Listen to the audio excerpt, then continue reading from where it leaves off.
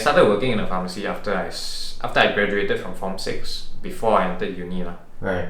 Yeah, actually, to think about it, if I did not work in the pharmacy, I would never have met Ruth. I'll probably not be here anymore. Right. So Ruth invited you to Yeah. CRC. That was a contact point, kind of. Yeah.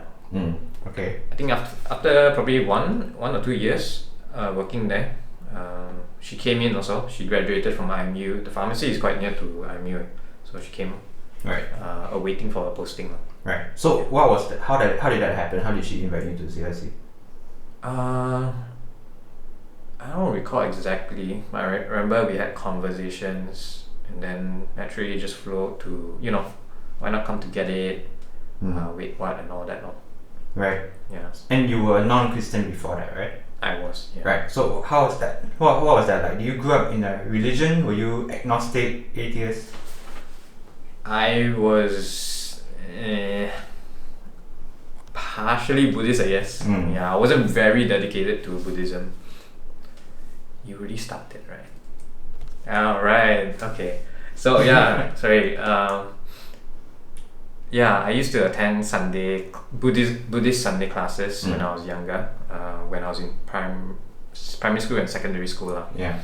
So that was my background because of my father. He was a Buddhist also.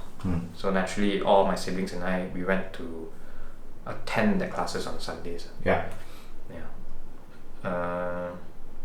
Yeah. So what was that like? What do you learn in Buddhist Sunday school? I guess the basic stuff, to be a good person, morality and all that, but also the history of Buddhism and how that shapes Buddhism today, and therefore how we are to actually reach this goal of enlightenment in life lah. Yeah. I think generally that's it lah. Apart from that, we also had games and funs. Okay. Do you think that shaped your life values or your worldview a lot? I think it definitely did.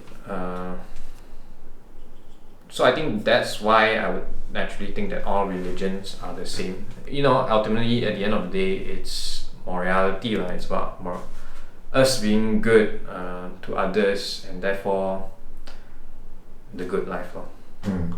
Yeah, although in Buddhism we were called to be separated out from the world, have no desires to reach that enlightenment path. But I guess the path of living in the world and being good was also okay lah at that point. Yeah. Okay. Yeah. So whole family Buddhist. I guess you grew up kind of a staunch Buddhist, but at the same time not really holding on to the religion too much. Yeah. Okay. Definitely. So what happened after that? What happened after that? Yeah. Like what? How did that become Christianity? How did you become a Christian? Or was there any incident in the middle that got you to change your worldview or challenge your values a little bit? No. After when I started going to Form 5, we had this major exam STPM, and so I just sort of dropped out lah. Of Buddhist Sunday school, is it? Yeah. Right. Okay. Actually, I wasn't very keen on going anyways. So when I was offered that opportunity to drop out, I just took it lah. Yeah. So you could see that I wasn't really into Buddhism. But I guess I was more of a sciencey guy. Like I would definitely love science and all that. Yeah. Between dropping out and becoming a Christian, I don't think anything major happened. Right. Okay. Yeah. So how did you come to Christianity then? Yeah, I was working in a pharmacy. Ruth was working there also, and she was talking to me about the gospel, about God, about life itself, and eventually she invited me to Geddits and Wait What's, and even to sermons and GG's. So it was from there I started understanding the gospel, and therefore started to see my sin in relation to God, how sin wasn't really just morality but it was really a rebellion against God and all that. And it got me thinking about my life also although it took quite some time how I was really rebelling against this holy and God who is so big, but at the past, it was really just me living my life, having this small view of God, this vague God who just created the world and just leave it be. Yeah. So eventually, I guess I also started to understand what Christianity was about, and therefore, that's where I am today. Would you say it was a hard transition because you spent like 2 decades of your life as a non-Christian, right? As a Buddhist. Yeah, I think so. Yeah, even when Ruth was telling me about the gospel, talking about God, I held on very strongly to my own beliefs. I was very into evolution theory and all that. So I was very against the idea of God and life that Ruth was presenting. But also back then I was really kind of like against, I have a negative perception against Christianity because I would think that Christianity was just, a club maybe that is just attracting people, getting the numbers. So, I think even in Ruth's life I could see that, but Ruth was different in her life because she was quite very honest for God. She was very fired up for God. And again, I was like quite skeptical because why would someone be so zealous for God? Yeah. And so even coming to CERC, I was quite unguarded. Yeah. And I was kind of like holding myself back, just like observing and making sure that nothing crazy happens while I'm here, while I attend, and so on and so forth. Yeah. So the first few times you attended was Geddit, right? Yeah, I remember I think the first time I came was for Geddit, or was it for Geddit Get Together? I'm not too sure. Yeah. Right. Did the things that you've learned, was it very impactful for you? I don't really remember much about Geddits and the Wait Whats. The Wait Whats were about, I guess, more deeper. But Geddits were essentially what Ruth has been talking to me about. I remember Pastor Robin he sounded quite wiser, and but nothing much that I can remember of the content of what he was saying. It's just basically what Ruth was telling me all along.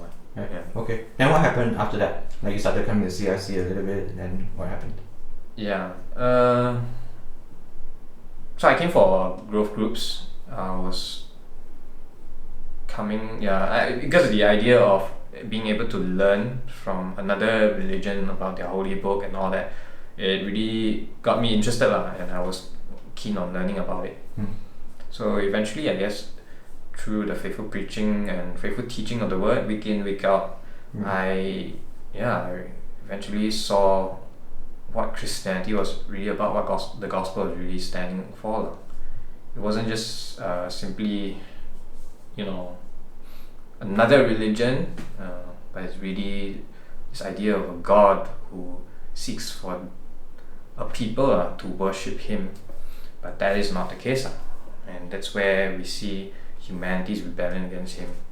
And it got me reflecting about my life also, how that was me.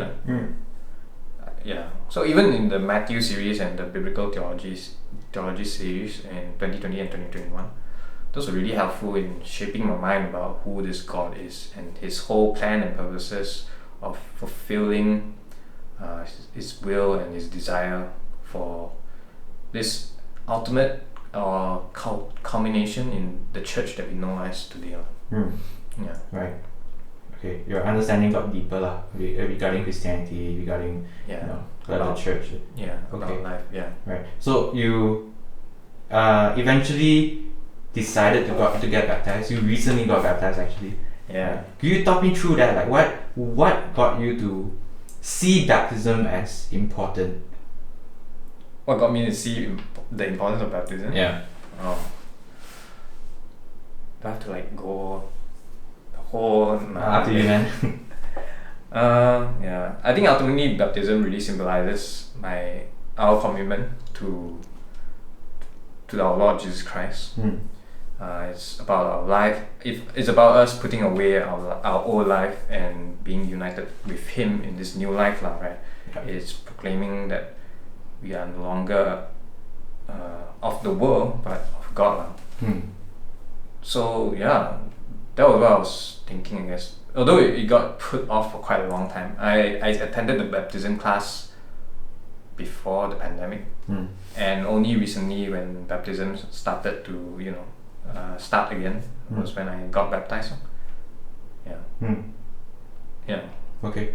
Would you say it was a tough conversation with your parents? Actually, no. So my mom is actually a Christian. Even when I was telling my dad, actually when I told him that I was attending church a few years back, and even me getting baptized, he was okay with it. I think his general perception of religion is still the same. It's it's all just about morality. So he wasn't really against it or objecting against it. Yeah. Okay. Yeah. Right. In fact, I think he did in fact attended church when he was younger. Yeah. Okay. So when was the first time you went to Geddit again? End of 2017, I think. End of 2017. Alright. So you've been here for about 4 years plus. 5 years. 4 or 5 years, right? No. How has that 4 to 5 years been for you? Oh, it was definitely as challenging, because I had to really I mean, I came from a non-Christian background. I really had zero knowledge about the Bible, about Christianity in general, church history and all that. So it was quite hard for me to get used to concepts and ideas that were being thrown around in GGs and in sermons, during sermons. So there's definitely that learning curve, I guess. Yeah. Throughout this 4 or 5 years. Actually, no, in the beginning of the years. Right. And it was really a lot about me putting to death my old self, and really, to stop being who I am. Because I was in the beginning, I was just really passive and really just listening, just trying to get more info, but not really reflecting much about my life. I remember I was telling Ruben about how, I think this was a few months in when I started attending CRC. I was saying to him I honestly do not really appreciate the gospel. I cannot appreciate the gospel because I really don't see the depths of my sin, and I don't see the grace of God as important as how I should be seeing. Yeah. So throughout the years, it was really me putting to death my old self and realizing that I was holding on to a piece, still desiring to hold on to my old life. Yeah. Right. Now, I can imagine that, because your old life or Buddhism was all about finding nirvana or finding that inner peace, that idealized life. So would you say, since becoming a Christian, did your worldview change a lot? I would say yes. Definitely the idea of God, who God is, and is much more sharper, it's much more clearer. And therefore this whole view of, what is life and life's purpose and all that is really shaped by who and what God ultimately wants. And I think that's a very major difference in recognizing who God is. It's just really, again, through Matthew, through biblical theological series, the more we went through the text, the more we went through scripture, the more it shapes our mind of how big this God is, and what is the ultimate end goal, and therefore what man was supposed to be like, inconsistent with this very reality. So I think those were really challenging my ideas. I mean, you mentioned earlier that you were holding on to evolution theory, right? Yeah. Was it hard to resolve that? I guess so, to a certain degree, yeah. But ultimately, it wasn't really about evolution theory or not evolution theory, but ultimately it's really about me not wanting to accept the truth about God. That was really what was holding me back. Even when I was looking up Google in the past, when I first met Ruth, my searches was really very biased towards what I think about the truth, you know. So yeah, there's this phrase, right? Search engine is the epitome of confirmation bias. Yeah, that was me. Because ultimately I did not want this truth in the beginning. Yeah. Yeah. So what did it take for you to want the truth or accept the truth later on? I think it took a lot of time Yeah. from people talking to me.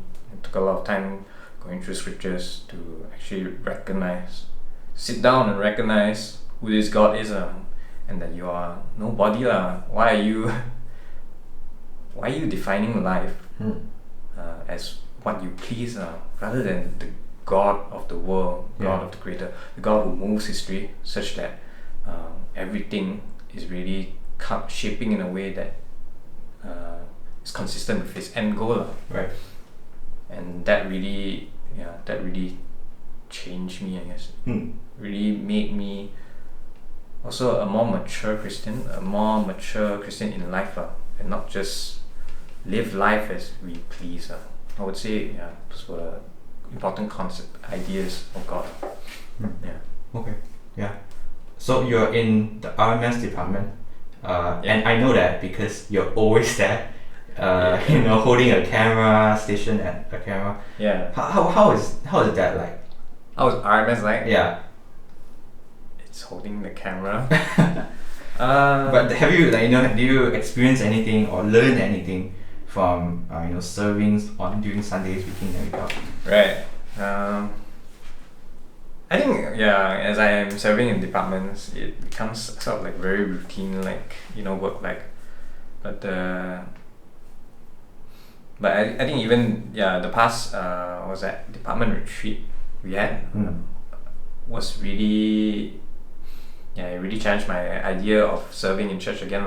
It's not just me serving or me just holding a camera and shooting whatever that needs to be shoot, but there's a certain theology to it, such that what we do is loving of the saints, and therefore also glorifying God. How we are to think about improving and not just simply doing for the sake of doing. I think those were the things that when I first came to CRC, which I saw in the people around me, right? They were serving in a way that was